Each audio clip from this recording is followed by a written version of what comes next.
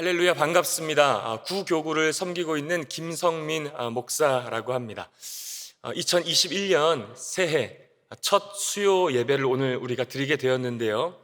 비록 영상이지만 우리로 올해 첫 수요 예배를 드릴 수 있도록 허락하신 우리 하나님 앞에 우리 감사와 찬송의 박수를 한번 올려드리겠습니다. 아멘. 할렐루야. 아멘. 여러분, 새해가 되면 많은 분들이 새로운 결단을 하게 됩니다. 새해에는 운동을 열심히 해서 꼭 뱃살을 빼야지. 새해에는 꼭 저축을 열심히 해서 돈을 많이 모아야지. 이제 2021년이 6일 정도 지났는데요. 그 결단을 어떻게 잘 지키고 계시는지 모르겠습니다. 지금 예배를 드리고 계신 성도님들은 새해에 어떤 결단을 하셨습니까? 우리 그리스도인들도 새해가 되면 많은 믿음의 결단들을 하시죠. 우리가 아직 예배당에 모이지는 못하지만 올해에는 내가 꼭 새벽 기도의 제단을 쌓아야지 하는 분들도 계실 거고요. 또 어떤 분들은 성경 필사를 새롭게 시작하시는 분들도 계실 겁니다. 아마 그 중에서도 제일 많이 하시는 결단이 바로 성경 통독이 아닐까 생각되어지는데요. 특별히 우리 교회에서는요, 새벽 시간과 점심 시간을 활용한 드라마 바이블 런치, 성경 일독 운동을 진행하고 있습니다. 하루에 잠깐의 시간을 내셔서 성경을 일독할 수 있는 프로그램이니까 여러분 그냥 그 시간에 접속만 하시면 됩니다. 많은 관심과 참여를 부탁드립니다. 우리 그리스도인들이 이렇게 새해 많은 믿음의 결단들, 새벽 기도나 성경 필사나 성경 통독 등을 하는 이유가 있습니다. 그 이유가 무엇일까요? 바로 새해에는 우리 하나님과 올바른 관계를 맺고 싶어하는 우리의 소망이 담겨 있기 때문에 그렇습니다. 사랑하는 성도 여러분, 새해에 많은 계획과 결단을 여러분들이 세우셨을 텐데요. 올 한 해 새해에는 그 어떤 계획들보다 우리 하나님과 더욱 친밀한 관계를 맺으시는 저와 여러분이 되기를 소망합니다. 그런데 여러분, 어떤 대상과 올바른 관계를 맺기 위해서는 먼저 선제되어야 하는 것이 있습니다. 그것은 바로 상대방에 대해 바로 아는 것이죠. 얼마 전 우리 교육자들이 5B라고 하는 대인관계 욕구 및 행동을 측정하는 심리검사를 받았습니다. 물론 방역을 철저하게 지키면서 검사를 했고요. 교육자들이 함께 자신의 검사 결과를 나누면서 나와 또 우리를 더 잘 알 수 있는, 더 잘 이해할 수 있는 아주 은혜로운 시간이었습니다. 사람에게는 누구나 소송 욕구, 통제 욕구, 정서 욕구가 있는데 그 욕구들을 표출하고 또 기대하는 행동이 이 사람마다 다르게 나타난다는 것을 우리가 알게 되니까요. 그 사람에 대해서 내가 더 잘 이해할 수가 있고 그것이 우리 관계에 있어서 아주 좋은 영향을 끼친다라고 하는 사실을 알게 되었습니다.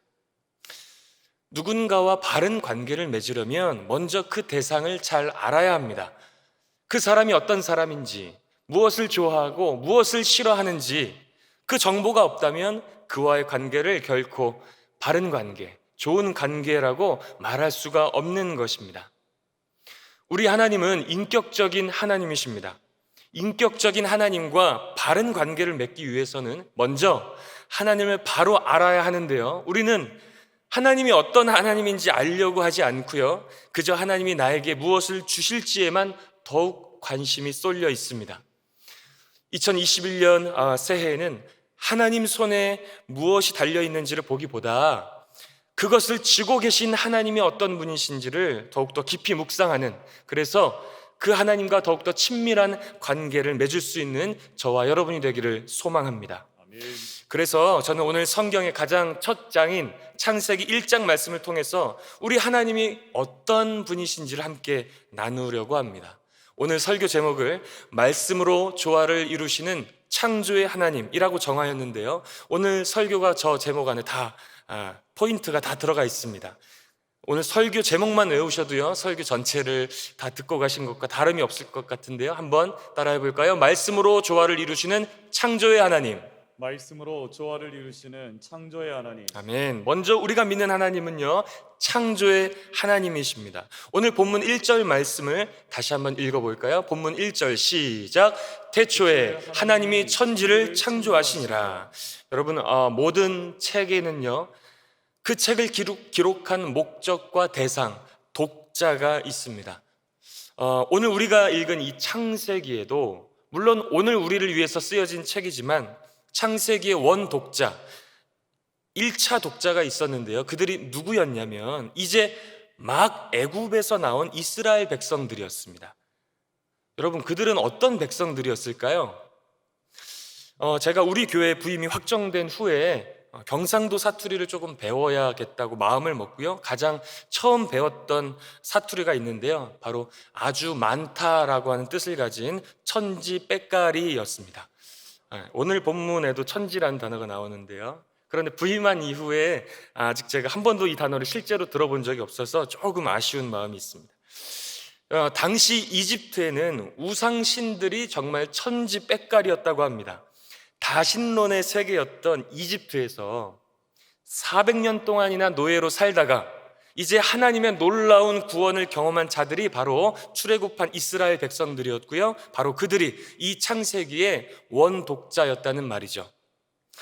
그래서 출애굽해서 광야에 있던 그 이스라엘 백성들은 아마도 이러한 질문을 했을 겁니다. 우리를 구원한 하나님은 이집트의 그 많은 신들 중에 하나일까?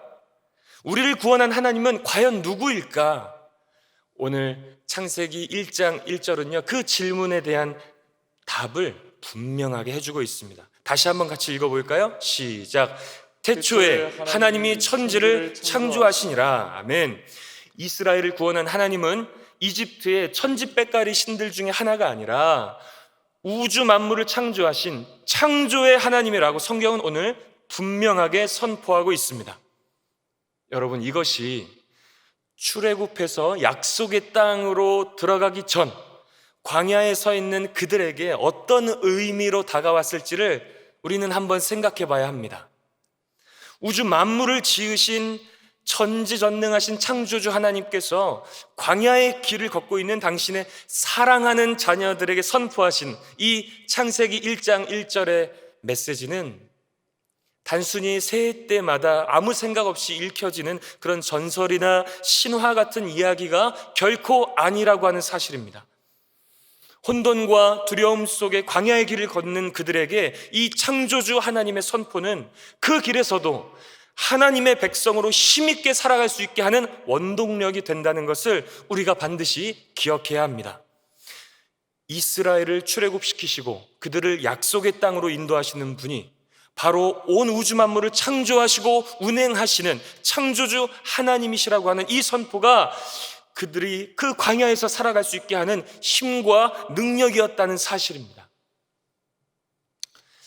해가 바뀌었지만 우리는 아직도 코로나라고 하는 광야의 길을 걷고 있습니다. 여전히 우리는 혼돈의 시간을 지나고 있지만 우리가 이 광야의 길에서 결코 잊어서는 안 되는 것이 있습니다. 하나님은 온 세상을 창조하시며 운행하시는 우리의 창조주 하나님이 되심을 기억하시고 코로나 광야길 가운데 그 창조의 하나님을 날마다 믿음으로 선포하시기를 바랍니다. 문제보다 더 크신 하나님, 코로나보다 더 크신 우리 하나님을 우리의 창조주 하나님으로 고백하고 선포할 때 모든 혼돈과 두려움은 힘을 잃고 떠나갈 것입니다. 그 믿음의 선포로 2021년 약속의 땅으로 들어가시는 한 해가 되시기를 소망합니다. 자, 1절에 나오는 창조주 하나님을 기억하면서 우리가 주목해야 하는 단어가 등장을 하는데요. 바로 태초에라고 번역된 히브리어 베레시트라고 하는 단어입니다. 자, 이것은 천지 창조의 시점, 곧 하나님께서 우주 공간 자체와 우주 만물의 구성 재료가 될 모든 기본 물질들을 이 무에서 유로 생겨나게 하신 그 때를 가리키는 말인데요. 이 베레시트라고 하는 히브리 단어의 원어적 의미가 있습니다. 시간 자체가 처음 흐르기 시작한 그때를 가리키는 단어입니다. 그러니까 시간의 기원, 시간의 원점을 의미하는 단어가 바로 이 베레시트라고 하는 히브리어입니다. 하나님께서 우주 만물을 창조하실 때 시간이 처음 흐르기 시작했고 공간이 처음 만들어졌다라는 것은 시간과 공간의 주관자, 시간과 공간의 창조자가 바로 하나님이라고 하는 사실을 우리에게 알려주고 있는 것입니다. 그래서 시편 90편 4절에서 시편 기자가 이렇게 고백하죠. 주의 목전에는 천년이 지나간 어제 같으며 밤의 한순간 같을 뿐임이니이다 라고 고백한 것처럼 시공간을 창조하신 하나님은 시간과 공간에 갇혀 계신 분이 될 수가 없다라고 하는 사실입니다. 여러분, 세상에는 많은 창조의 이야기들이 있죠. 수많은 창조 이야기들 중에 유일하게 성경만이 천지가 창조될 때 시간이 함께 흐르기 시작했다라는 것을 말해주고 있다는 사실을 여러분 혹시 아셨습니까? 세상의 모든 설화들은 옛날 어느 날, 옛날 옛적에라고 시작하지 않습니까? 그래서 시간의 어느 흐름 속에 창조의 이야기를 담고 있지만 성경은 다르게 이야기합니다. 시간 자체가 하나님의 천지 창조와 함께 시작됐고 그 기원이 시작되었음을 우리에게 말해주고 있는 것이죠. 성령의 영감 없이 인간의 상상력으로 지어진 모든 창조의 이야기들은 창조의 시점에 있어서 그 한계를 보여줍니다. 시간에 대한 인간의 그 통상적인 개념이 그 이야기에 들어가서 시간이 이미 저 혼자 흐르던 중에 창조 사건이 일어났다는 식의 이야기를 세상의 많은 설화들은 이야기합니다. 창세기가 기록될 당시에 누구도 감히 생각하지 못했던 사건인 시간 자체의 시작을 오늘 성경은 베레시트라고 하는 이 짧은 단어를 통해서 하나님의 말씀이 시작되고 있음을 우리는 기억해야 합니다. 하나님의 창조 역사는 인간의 상상력으로 지어진 설화가 아니라 성령의 영감으로 쓰여진 하나님의 계시라는 것을 오늘 우리에게 가르쳐주고 있는 것이죠. 사랑하는 성도 여러분, 하나님께서 태초에 천지를 창조하셨습니다. 이것이 믿어져야만 우리는 성경을 바르게 읽어나갈 수가 있고요, 이것이 믿어져야만 우리는 창조의 하나님을 바르게 예배할 수가 있는 것입니다. 그래서 제가 한번 여쭙겠습니다. 영상 앞에 나와서 지금 예배드리고 계신 성도 여러분, 여러분은 하나님께서 태초에 천지를 지으신 하나님이심을 믿으십니까? 아멘. 그 하나님께서 여러분을 창조하신 여러분의 창조주 하나님 되심을 또한 믿으십니까? 아멘. 그 믿음으로 한 해를 시작할 수 있게 되기를 소망합니다. 올해에도 어김없이 우리를 낙담하게 하고 힘들게 하는 일들이 찾아올 것입니다. 하나님은 우리가 기쁘고 좋은 일을 만나게 하시는 하나님이시기도 하지만 어려운 일을 만날 때 믿음으로 그 일들을 이겨내게 하시는 분도 역시 우리 하나님이심을 여러분 기억하시기 바랍니다. 그 믿음은요, 바로 하나님을 창조주 하나님으로 고백하는 그 믿음에서 시작하는 것입니다. 우리의 모든 삶이 시간과 공간, 온 우주를 창조하신 그 창조주 하나님의 주권과 섭리 안에 있음을 믿음으로 선포하시기를 바랍니다. 3년 전에 저희 아버지께서 갑자기 소천하셨다라고 하는 비보를 듣고 급하게 한국으로 들어온 적이 있었습니다. 목회를 은퇴하시고 노후 생활을 보내시던 중에 73세 연세로 하나님의 부르심을 받으셨는데 너무 건강하셨던 아버지께서 갑자기 심장마비로 돌아가셨기 때문에 가족들은 큰 충격에 빠졌었습니다. 그럼에도 감사한 것은 오랜 고통의 흔적 없이 아주 평안한 자세로 하나님의 부르심을 받게 되셔서 감사하긴 했지만 너무 갑작스러운 소천 소식에 온 가족들이 그야말로 멘붕의 상태로 장례를 치르게 되었습니다. 그런데요, 제 마음속에는 말로 형언할 수 없는 평안이 있었습니다. 그래서 너무 담담하게 상주 역할을 하고 있는 저를 이상하게 여기는 우리 누님께서 제 아내를 따로 불러서 성민이는 울었냐라고도 물어봤다고 합니다. 물론 저도 힘들긴 했지만요, 이상하게도 제 마음 가운데 침착하고 평안한 마음이 있었습니다. 모든 것이 하나님으로부터 와서 하나님께로 다시 돌아간다는 그 창조주 하나님의 주권을 인정하는 믿음이 아마도 제 안에 조금 있었던 것 같습니다.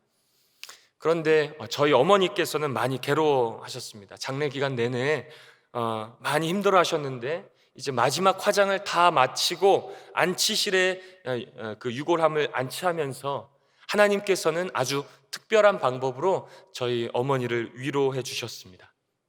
그 안치되는 유골함마다 부여되는 번호가 있거든요. 저희가 받은 번호는 23-529번이었습니다. 23-529번에 아버지 유골함을 안치를 하는데 저희 어머니께서 그 번호를 보시고 깜짝 놀라시면서 어떻게 이 번호가 나올 수 있냐고 하시는 것이었습니다. 안치되는 번호는 그날 들어오는 순서대로 이렇게 부여되는 번호였는데요. 그날도 한 8개 정도 이렇게 들어온 것 같아요. 23-529번으로 아버지 유골함이 안치되는 것을 저희 어머니가 보시고는 하나님께서 특별하게 자신을 위로해 주시려고 이 번호를 주신 것 같다고 하셨습니다. 궁금하시죠? 저희 아버지 생신이 2월 3일이셨고 저희 부모님 결혼 기념일이 5월 29일이었습니다. 그래서 23-529번. 어머니께서 그 번호를 보시고요, 모든 것이 하나님의 섭리 가운데 있구나라는 것을 고백하셨습니다. 우리 자녀들도 갑작스럽게 당한 아버지의 죽음이었지만 정말 모든 장례 절차 가운데 하나님께서 함께하고 계셨음을 매 예배를 통해서 경험했고, 창조주 하나님의 섭리와 주권 앞에 그 기간 동안 다시 한번 엎드리게 되는 아주 귀한 시간이 되었습니다. 모든 것을 잃은 욥의 고백을 우리는 기억하죠. 주신 이도 여호와시오 거두시는 이도 여호와시오니 여호와의 이름이 찬송을 받을지니이다. 아멘. 우리는 창조주 하나님 앞에 날마다 엎드리며 우리의 인생이 주님의 주권과 섭리 가운데 있음을 인정하고 어떤 상황 속에서도 그 하나님을 찬송할 수 있어야 합니다. 저와 여러분이 그 창조주 되시는 하나님 앞에 그렇게 신실한 믿음으로 찬송의 자리로 나아가시는 저와 여러분이 되시기를 주님의 이름으로 축원합니다. 오늘 본문을 통해서 창조의 하나님을 함께 살펴보았는데요, 두 번째, 우리는 그 창조의 하나님께서 조화를 이루시는 분임을 알 수가 있습니다. 한번 따라해 보겠습니다. 조화를 이루시는 창조의 하나님. 조화를 이루시는 창조의 하나님. 자, 2절 말씀을 다시 한번 읽어볼까요? 시작. 땅이 혼돈하고 공허하며 흑암이 깊음 위에 있고 하나님의 영은 수면 위에 운행하시니라. 자, 우리가 믿는 창조의 하나님은 혼돈과 공허와 흑암에서 질서와 조화로 세상을 창조하신 분임을 성경이 말씀해주고 있습니다. 오늘 창세기 1장 2절에서 31절까지의 말씀은요, 그 사실을 매우 분명하게 전달해주고 있는데요, 하나님의 첫 3일의 창조는 흑암과 혼돈 가운데서 세상에 큰 골격을 세우면서 세상의 질서를 가져오고 있음을 보게 됩니다. 자, 깊은 흑암의 세계에서 하나님은 빛이 있으라 명령하셨고 그 결과 빛이 존재하였습니다. 그리고 하나님은 빛과 어둠을 구분하여 낮과 밤이라고 부르셨습니다. 자, 지금 제가 액센트 주는 것을 잘 기억하시기 바랍니다. 또 하나님은 물 가운데 궁창이 있으라 명령하셨고 그 결과 궁창이 생겼고 하나님은 그것을 하늘이라 부르셨습니다. 또 하나님은 물은 한 곳으로 모이고 뭇은 드러나라 명령하셨고 그 결과 물은 한 곳으로 모이고 마른 땅이 드러나므로 바다와 땅이 생겼습니다. 하나님은 모인 물을 바다라고 부르셨고요, 드러난 뭇을 땅이라고 부르셨습니다. 자, 지금 제가 3절에서 10절까지 내용을 요약해 드렸는데요, 여기에 일정한 서술 패턴이 있음을 액센트를 통해서 혹시 느끼셨습니까? 약간의 차이가 있지만요, 이 3일간의 창조 이야기에는 다음과 같이 일정한 패턴이 있음을 우리가 확인할 수 있습니다. 명령으로 시작하고요, 성취로 마감하고 그 후에 피조물들에게 이름을 부여하고 평가가 뒤따르고 연대기로 마감하는 것을 보게 됩니다. 자, 이렇게 일정한 패턴을 가지고 하나님은 이 3일 동안 흑암에서 빛을, 형태없는 혼돈에서 하늘과 땅과 바다를 만드신 것입니다. 자, 하늘과 땅과 바다는 뭐죠? 바로 세상의 큰 골격이지 않습니까? 다시 말해서 하나님은 이 3일 동안 혼돈에서 질서를 만드신 것이죠. 자, 이후의 3일의 창조는 어떻습니까? 하나님은 이 골격의 공허한 부분을 아주 조화롭게 채우시는 일들을 볼 수가 있죠. 자, 첫날 빛이라는 큰 골격을 만드신 하나님은요, 넷째 날 가볼까요? 넷째 날 해와 달과 별을 만드셔서 처음 만드신 그 빛이라고 하는 큰 골격 속에 해, 달, 별들을 채우시면서 낮과 밤을 주관하게 하셨습니다. 자, 둘째 날 가보죠. 둘째 날에 하늘과 바다라고 하는 아주 큰 골격을 세우신 하나님은 다섯째 날 그 골격 안에 새와 물고기들을 채워 넣으셨습니다. 자, 그리고 셋째 날 땅이라고 하는 큰 골격을 세우시고 여섯째 날 그 안에 땅의 모든 생물과 그것들을 다스리게 할 인간을 채우시는 것입니다. 우주의 골격을 세운 전 3일간의 창조와 그 골격의 공간을 채우는 후 3일간의 창조는 서로 아름다운 조화를 이루면서 하나님 보시기에 좋은 세상을 이루었습니다. 이것은요, 우리가 믿는 하나님이 질서와 조화를 이루시는 분임을 우리에게 가르쳐주고 있는 것이죠. 혼돈과 공허를 질서와 조화로 바꾸시는 분, 바로 그분이 오늘 우리의 하나님이십니다. 그래서 이 창조의 이야기는요, 이 땅의 혼돈과 공허 속에 살고 있는 수많은 현대인들에게 소망의 메시지가 되는 것입니다.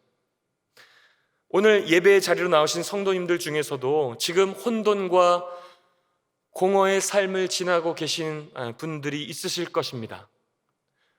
어디로 가야 할지, 어떻게 해야 할지 도무지 답을 찾을 수 없는 흑암과 혼돈의 상황, 그리고 다람쥐 쳇바퀴 돌듯이 하루하루를 공허하게 보낼 수밖에 없는 상황, 그런 상황들을 보내고 계시지는 않으십니까? 오늘 우리 하나님께서 저와 여러분의 흑암과 혼돈과 공허의 상황을 질서와 조화로 바꾸어 주실 것입니다. 저와 여러분을 창조하신 하나님은 우리를 대충 지으신 분이 결코 아니십니다. 세포 하나까지도 중요한 역할과 목적을 갖고 지으신 분이 우리 하나님이시라는 사실을 우리가 잊어서는 안 됩니다. 우리 몸에 여러분 허벅지가 비율적으로 아주 살짝만 길어지게 되면요, 화장실에서 절대로 쭈그려서 큰일을 못 본다고 합니다. 식사하실 시간에 변 이야기를 해서 죄송합니다. 새끼손가락 있죠? 새끼손가락이 비율적으로 아주 조금만 두꺼워지면 우리는 절대로 코딱지를 손으로 팔 수가 없게 되는 것입니다. 식사 시간대에 코딱지 얘기해서 죄송합니다. 저와 여러분을 그렇게 아주 디테일하게 질서와 조화를 이루며 만드신 분이 우리 하나님이시라는 사실을 여러분 기억하시기 바랍니다. 그래서 우리 하나님은요, 나의 머리카락 하나까지도 세실 수 있는 분이시죠. 나에게 있어서 지금 질서가 무너지고 있는 곳이 어디고 부조화가 이루어지고 있는 것이 어디인지 제일 잘 아시는 분도 우리 하나님이시라고 하는 사실입니다.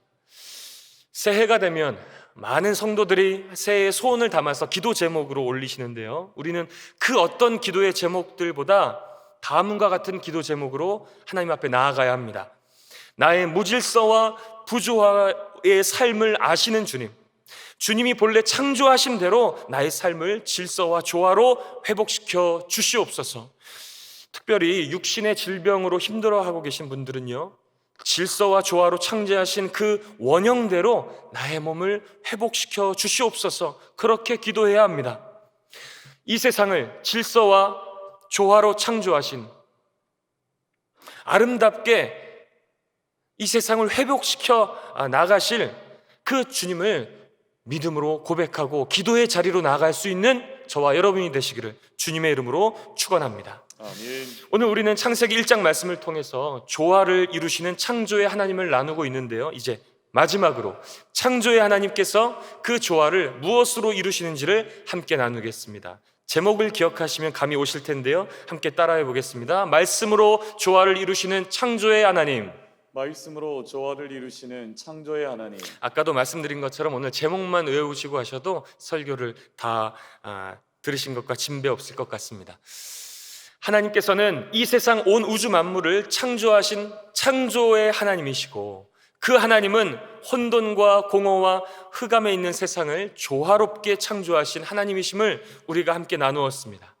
오늘 본문은 그 창조의 하나님이 무엇으로 질서와 조화를 이루셨는지를 오늘 우리에게 분명하게 알려주고 있는데요, 그것은 바로 말씀입니다.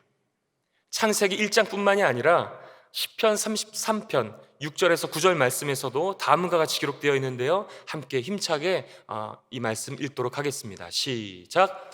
여호와의 말씀으로 하늘이 지음이 되었으며 그 만상을 그의 입 기운으로 이루었도다.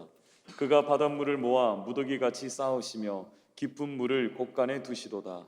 온 땅은 여호와를 두려워하며 세상의 모든 거민들은 그를 경외할지어다. 그가 말씀하심에 이루어졌으며 명령하심에 견고히 섰도다. 아멘. 사랑하는 성도 여러분, 태초에 하나님께서는 온 세상을 말씀으로 창조하셨습니다. 아까도 살펴보았듯이 하나님의 그 창조하시는 일정한 패턴들 중심에는 항상 말씀이 있었는데, 하나님의 이 말씀의 명령 앞에 존재하지 않았던 만물이 그 위치와 역할을 갖게 된 것은요, 그 말씀의 위력과 권위가 얼마나 대단한지를 보여주고 있는 것입니다. 히브리서 1장 3절의 말씀도 한번 읽어보겠습니다. 시작. 이는 하나님의 영광의 광채시요 그 본체의 형상이시라. 그의 능력의 말씀으로 만물을 붙드시며 죄를 정결하게 하는 일을 아시고 높은 곳에 계신 지극히 크신 이의 우편에 앉으셨느니라. 아멘. 여기서 만물을 붙드시는 것이 무엇이라고 설명하고 있습니까? 능력의 말씀. 만물을 붙들고 있는 것이 하나님의 능력의 말씀이라고 하는 사실을 우리가 분명히 기억하면서, 그 능력의 말씀이 오늘 저와 여러분의 삶도 마찬가지로 강하게 붙들고 계시다고 하는 사실을 여러분 기억하시기 바랍니다. 아멘. 저와 여러분이 넘어지지 않도록 강하게 붙들고 있는 것은요, 돈이 아닙니다. 세상의 어떤 권세나 권력도 아닙니다. 오직 하나님의 능력의 말씀이 저와 여러분을 강하게 붙들고 계심을 여러분 믿으시기 바랍니다. 하나님의 말씀이 만물을 붙들고 있다라고 하는 말은요, 만물이 하나님의 통치를 받고 있다는 말인데요, 이것은 하나님의 통치가 곧 말씀을 통해 이루어진다는 사실을 우리에게 가르쳐주고 있습니다. 그래서 이사야 선지자는 여호와의 산으로 모이는 그 백성들에 관한 이상을 보게 되는데요, 그 백성들이 한결같이 외치는 장면이 나옵니다. 자, 이사야 2장으로 한번 가볼까요? 이사야 2장 1절에서 3절 말씀입니다. 시작. 말이래 여호와의 전에 산이 모든 산 꼭대기에 굳게 설 것이요 모든 작은 산 위에 뛰어나리니 만방이 그리로 모여들 것이라. 많은 백성이 가며 이르기를 오라 우리가 여호와의 산에 오르며 야곱의 하나님의 전에 이르자. 그가 그의 길을 우리에게 가르치실 것이라. 우리가 그 길로 행하리라 하리니 이는 율법이 시온에서부터 나올 것이요 하나님의 말씀이 예루살렘에서부터 나올 것임이니라. 아멘. 많은 백성들이 하나님의 다스림을 갈망하고 있습니다. 더 나아가서 그들은 하나님의 다스림을 받을 때 칼이 보습으로, 창이 낫으로 변할 것을 선포하고 있는데요, 계속해서 4절 말씀도 읽어볼까요? 4절 시작. 그가 열방 사이에 판단하시며 많은 백성을 판결하시리니 무리가 그들의 칼을 쳐서 보습을 만들고 그들의 창을 쳐서 낫을 만들 것이며 이 나라와 저 나라가 다시는 칼을 들고 서로 치지 아니하며 다시는 전쟁을 연습하지 아니하리라. 아멘. 이것은 하나님의 말씀을 통한 통치가 대립과 갈등에서 질서와 평화를 가져온다라고 하는 것을 선포해주고 있는 말씀입니다. 하나님의 말씀은 살아 움직이는 생명체입니다. 하나님의 말씀은 혼과 영, 그리고 관절과 골수를 쪼갤 뿐만 아니라 우리의 마음과 생각과 뜻을 살피는 능력의 말씀입니다. 그 능력의 말씀이 오늘 우리의 삶을, 우리 교회와 우리 나라와 민족을 진정한 복된 삶으로 인도해 주실 것입니다. 여러분, 새해가 되면 가장 많이 하는 인사가 무엇이죠? 바로 새해 복 많이 받으세요 라는 인사인데, 진짜로 복된 삶, 진짜로 풍요로운 삶은 하나님의 통치를 내가 받아들일 때 비로소 가능해진다는 사실을 여러분 반드시 기억하시기 바랍니다. 아멘. 바로 하나님의 말씀에 대한 복종이 하나님의 통치를 수용하는 것입니다. 저와 여러분이 이 하나님 말씀에 엎드림으로 이 땅의 축복뿐만이 아니라 하늘의 복되고 풍요로운 삶을 누릴 수 있게 되기를 주님의 이름으로 축원합니다. 아멘. 말씀을 정리하겠습니다. 우리는 창조의 하나님 앞에 엎드리며 경배하는 찬송의 자리로 나아가야 합니다. 또한 그 창조의 하나님께서 무질서와 부조화의 우리의 삶을 질서와 조화로 회복시키실 것을 믿고 간구하는 기도의 자리로 나아가야 합니다.